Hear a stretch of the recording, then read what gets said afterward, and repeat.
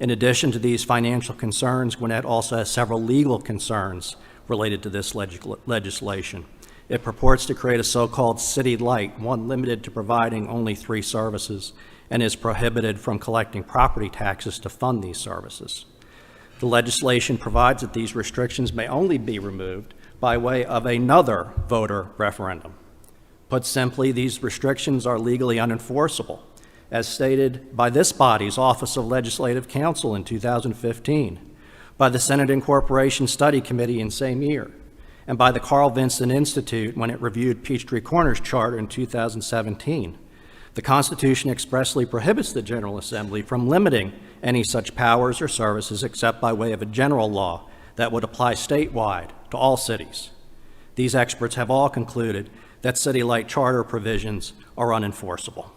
The import of this is that regardless of this legislation's stated restrictions on services and property taxes, if Mulberry is incorporated, it will immediately have full legal authority to provide all services authorized by law, not just the 3 that are called out, to impose property taxes and utility franchise fees, and to do so without a voter referendum.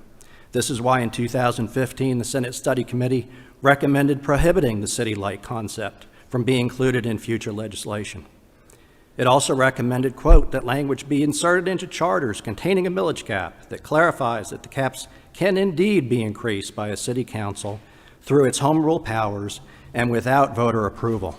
It's why in 2018, this body amended the charter of Peachtree Corners to remove similar unenforceable restrictions on services. And finally, it is why legislation has been introduced in this body to prohibit the creation of city lights.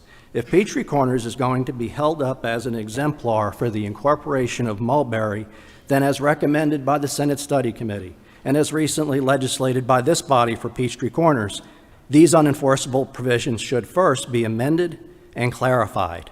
They should make absolutely clear to referendum voters that Mulberry will immediately have full legal authority to provide all services and impose property taxes, utility franchise fees without a voter referendum.